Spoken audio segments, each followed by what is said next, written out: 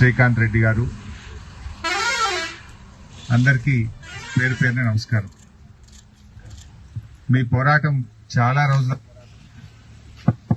గతంలో మా మీద కూడా పోరాడిండ్రు మీరు. అయితే ఆ రోజు ఇదే రేవంత్ రెడ్డి గారు మీ దగ్గరికి వచ్చి కేసీఆర్ ను గద్దె దించండి, నేను గద్దె మీద కూర్చోగానే ఛాయ్ తాగినంత సేపట్లో పనిచేస్తా అన్నాడు. మీరు ఆయన మాట నమ్మినారు. ఇంకో మాట అన్నాడు, ఒక ఎక్స్ట్రా అవర్ పనిచేయండి, బీఆర్ఎస్ ప్రభుత్వాన్ని దించడానికి ఒక ఎక్స్ట్రా అవర్ పనిచేయండి. ఇక నేను రాగానే నెల లోపల సెక్రటరియట్ లో కూర్చొని ఒక్క నెల లోపు మిమ్మల్ని సెక్రటరియట్ కు పిలుస్తా, మీకు ఛాయ్ తాగిపిస్తా, మీరు ఛాయ్ తాగేంత సేపట్లో మీకు పర్మనెంట్ ఆర్డర్లు ఇచ్చి ఇంటికి పంపుతా మిమ్మల్ని అన్నాడు. అన్నాడా? మరి నెలవాయ 12 నెలలే నిండే. మరి నెల రోజులు రేవంత్ రెడ్డి కాలేదా? ఇంకా నెల నిండలేదా రేవంత్ రెడ్డి? రోజు పొద్దుగాల ఛాయ్ తాగేటప్పుడు సర్వశిక్ష అభియాన్ ఉద్యోగులకు ఏ మాట ఇచ్చినవో ఒక్కసారి గుర్తు చేసుకో అని చెప్పి నేను డిమాండ్ చేస్తా ఉన్నా.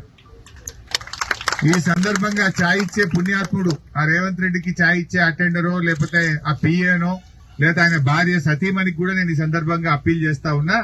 రేవంత్ రెడ్డి సతీమణి గారు, రేవంత్ రెడ్డి గారి పిఏనా, రేవంత్ రెడ్డి గారు అటెండర్ పొద్దుగాల ఛాయ్ ఇచ్చేటోళ్ళు ఎవరో రేపు పొద్దుగాల ఛాయ్ ఇచ్చేటప్పుడు సర్వశిక్ష అభియాన్ ఉద్యోగులకు నువ్వు ఏ మాట ఇచ్చినావో గుర్తు చేయండి అని చెప్పి వారిని కూడా ఈ సందర్భంగా నేను కోరుతా ఉన్నా. ఎందుకంటే ఆయన మర్చిపోయింది. ఓడదాటిదాకా ఓడమల్లప్ప, ఓడదాటినాక బోడమల్లప్ప కత్తున్నది రేవంత్ రెడ్డిది. ఎన్ని చెప్పిండమ్మా? నేను మొదటి సంతకం రైతు రుణమాఫీ అన్నాడు. గద్దెను ఎక్కంగానే రుణమాఫీ చేస్తా, మొదటి సంతకమే రుణమాఫీ అని ఉరుకుర్రి, బ్యాంకులలో ఉరుకుర్రి, లోన్లు తెచ్చుకోండి అని రైతుల్ని రెచ్చగొట్టిండా లేదా? ఇవాళ ఏడాది నిండినా రైతు రుణమాఫీ కాలే. 4 కోట్ల ప్రజల్ని మోసం చేసిండు, 3 కోట్ల దేవతల్ని కూడా మోసం చేసిండు రేవంత్ రెడ్డి.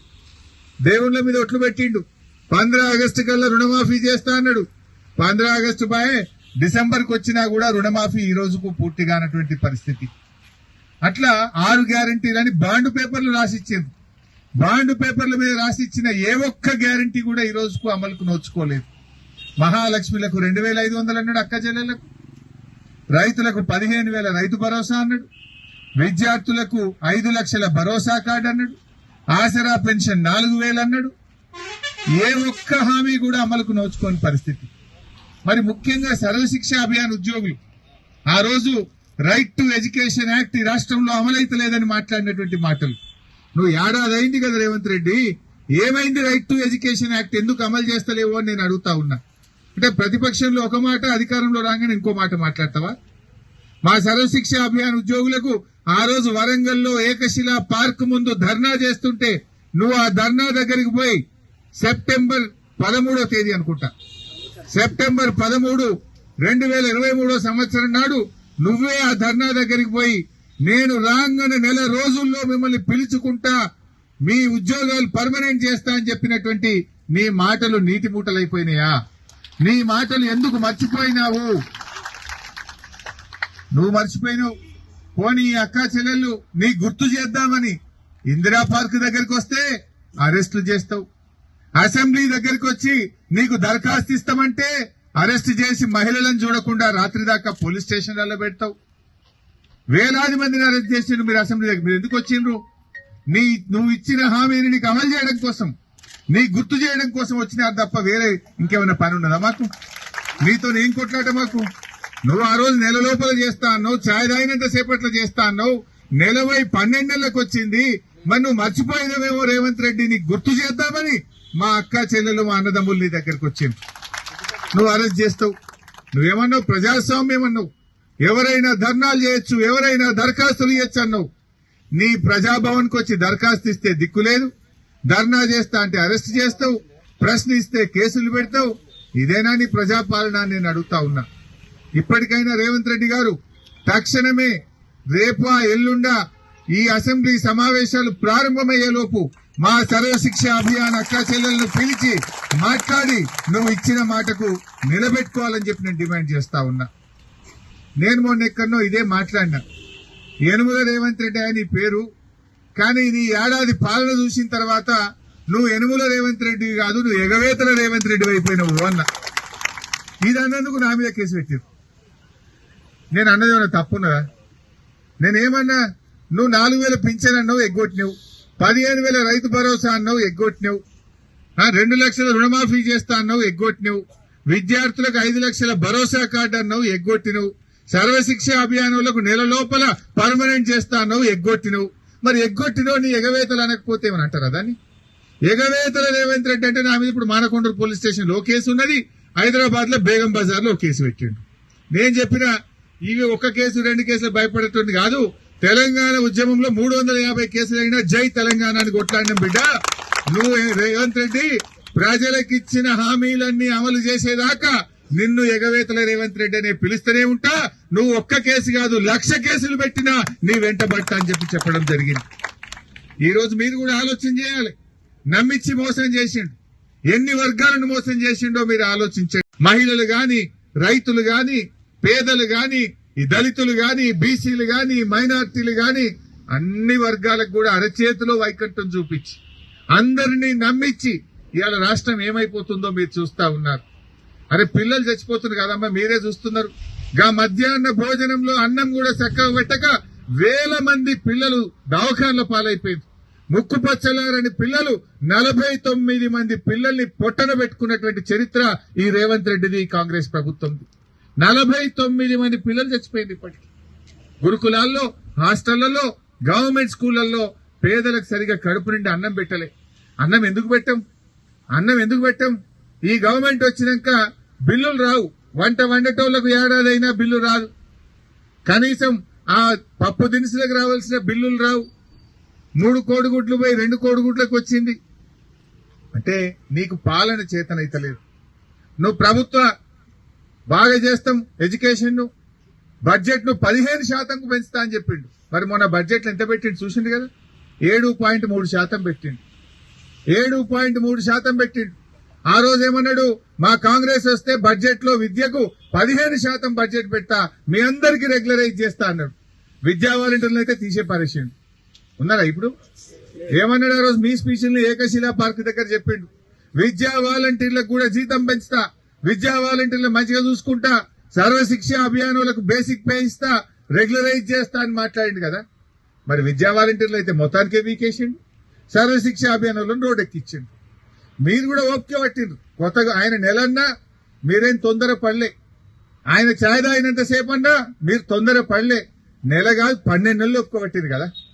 ఓ ఏడాది ఉత్సవాలని తెగ ఉత్సవాలు చేసుకున్నాడు. చేసిందేం లేదు, ఉదారకంగానే ఉత్సవాలు అయితే చేసిండు. 9 రోజులు లేజర్ షోలు, విమానాల షోలు, రంగురంగుల అద్దాలు పెట్టుకొని చూస్తుండే. కళ్ళద్దాలు పెట్టుకొని చూసిండు కదా, కలర్ఫుల్ అద్దాలు పెట్టుకొని చూస్తుండు.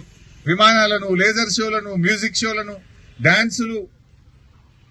అసలు తెలంగాణ సంస్కృతినే పోయే విధంగా అన్ని ఏదో అవేమో డాన్సులు పెట్టుకున్నారు. సరే వాళ్ళు ఏమైనా పెట్టుకుని మా కోరికల్లా మీకు ఇచ్చిన హామీ అమలు కావాలి, మీకు ఇచ్చిన మాట నిలబెట్టుకోవాలి. మీరు నమ్మి గెలిపించింది కదా. ఇప్పుడు మొన్న అన్నాడు 1 గంట ఎక్కువ పనిచేయదు చెల్లెల్లారా కేసీఆర్ ను బీఆర్ఎస్ ను దించుండ్రి అన్నారు. ఇప్పుడు 4 గంటలు ఎక్కువ పని చేద్దాం అందరం కలిసి, ఇది ఎట్లా అమలు కాదో చూద్దాం. 4 గంటలు ఎక్కువ పని చేయాలి. ఇప్పుడు ఆయన దానికే పెట్టాలి సురుకు. అప్పుడు గంట ఎక్కువ పని చేయమని, ఇప్పుడు 4 గంటలు ఎక్కువ పని చేయండి. సోషల్ మీడియాలో తక్కువ తిడుతురా జనాలు. హైడ్రా బాధితులు, మూసి బాధితులు, ఇండ్లు గులగొట్టుడు తప్ప ఏడాదిలో ఒక ఇల్లు కట్టిండా ఒక్కొక్క హైడ్రా బాధితులు ఎట్లా తిడుతున్నారు, మూసి బాధితులు ఎట్లా తిడుతున్నారో చూస్తారు కదా సోషల్ మీడియాలో. వాటిని ఫార్వర్డ్ చేయండి మీరు కూడా. ఆయనకు కూడా అర్థం కావాలి, తెలిసి రావాలి. సర్వశిక్ష అభియాన్ ఉద్యోగుల సత్తా ఏందో రేవంత్ రెడ్డికి అర్థమయ్యేటట్టు 4 గంటలు ఎక్కువ పనిచేయండి మీరు కూడా. మీరందరూ విద్యావంతులు, చదువుకున్న వాళ్ళు. రేపు గ్రాడ్యుయేట్ ఎమ్మెల్సీ ఎన్నిక వస్తుంది, తుక్కు ఓడగొట్టండి కాంగ్రెస్ వాళ్ళు.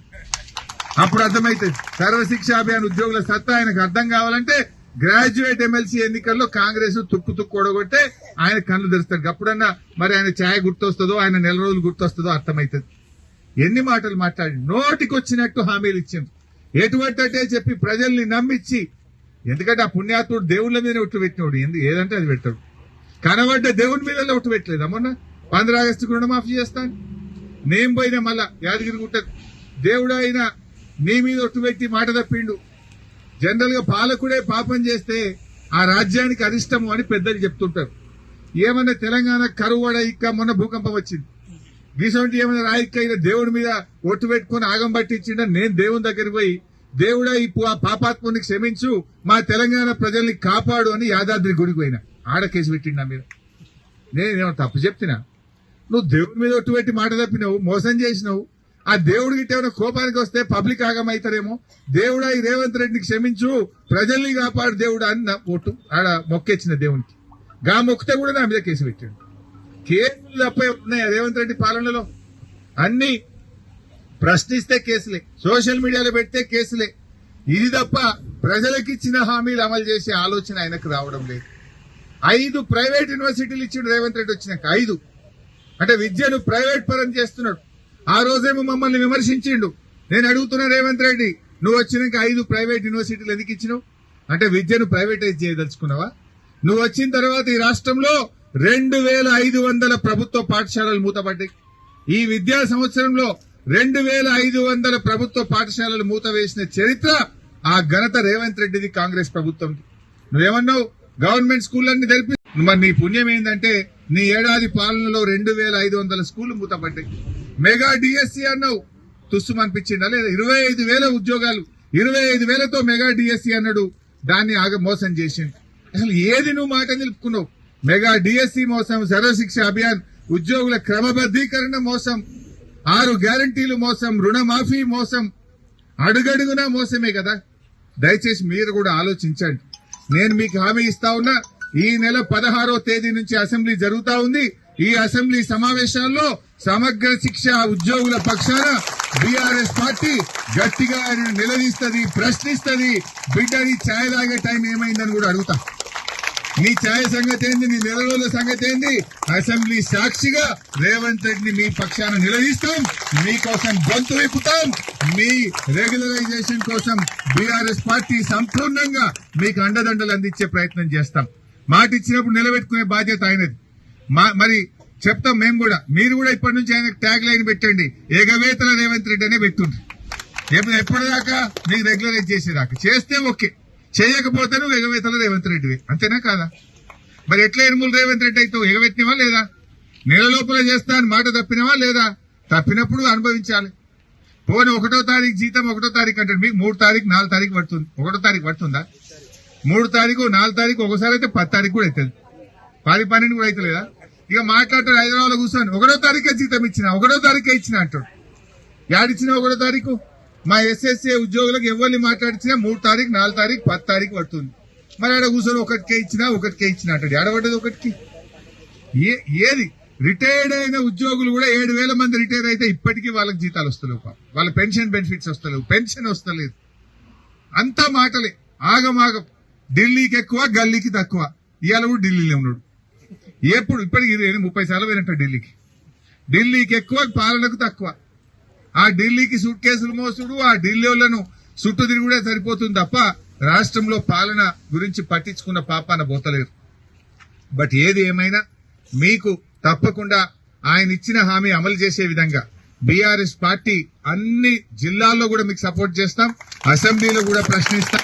మీ యొక్క ధర్నాలకు, మీ మూవ్మెంట్ కు వెంటనే బీఆర్ఎస్ పార్టీ అన్ని జిల్లాల్లో కూడా సపోర్ట్ చేసేటట్టుగా మా నాయకులందరితో కూడా మాట్లాడతా పూర్తి స్థాయిలో సహకారం ఇస్తాం. మరి మీ నిరవధిక సమ్మె ఇప్పటికైనా రేవంత్ రెడ్డి ఆలోచించుకోవాలి. ఇప్పుడు వాళ్ళు నెల రోజులు ఎదురు చూసి నీ ఏడాది పాలన నిండిన తర్వాతనే డిసెంబర్ 9 నుంచి నిరవధిక సమ్మెకు దిగారు. ఆడ పిల్లలకు ఎగ్జామ్స్ దగ్గరకు వస్తున్నాయి. వీళ్ళు సమ్మెలో ఉంటే పిల్లలు ఎఫెక్ట్ అవుతారు. తక్షణమే వీళ్ళని పిలిచి మాట్లాడి 15 రోజులకు చేస్తావా, నెలకు చేస్తావా, స్పష్టమైన హామీ ఇచ్చి సమ్మె విరమింపజేయాలి. పిల్లల యొక్క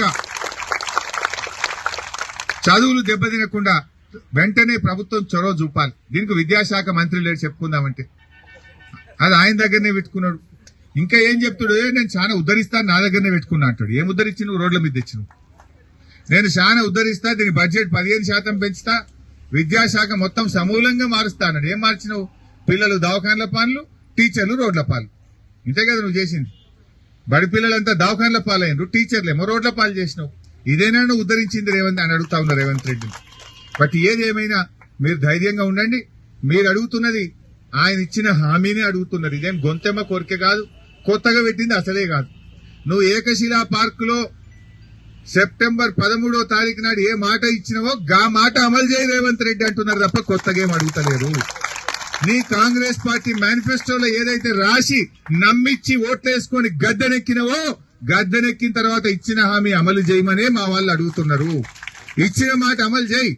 మాట మీద ఉండేటోనివైతే నిజంగా నిలకడ ఉంటే నిజాయితీ ఉంటే ప్రజల మీద ప్రేమ ఉంటే ఇచ్చిన మాట అమలు చేయాలని చెప్పి మేము కూడా మీ అందరి పక్షాన డిమాండ్ చేస్తున్నాం. తప్పకుండా 16వ తారీఖు నుంచి అసెంబ్లీలో అడ్జర్న్మెంట్ మోషన్ ఇచ్చైనా సరే మీ గురించి తప్పకుండా చర్చ పెడతాం. మీకు న్యాయం జరిగేటట్టు బీఆర్ఎస్ పార్టీ సంపూర్ణమైన మద్దతు అందిస్తది. మీరు కూడా ఆయన గంట పని చేయమన్నాడు. ఇప్పుడు మీరు కూడా ఇవాళ నుంచి 3-4 గంటలు గట్టిగా పనిచేసి ఆయనకు బుద్ధ చెట్టట్టు సోయేసేటట్టు ఈ కాంగ్రెస్ యొక్క తప్పిదాలను ఎండగట్టే విధంగా మీరు కూడా సోషల్ మీడియాలో యాక్టివ్ గా పనిచేయాలని కోరుతూ జై తెలంగాణ.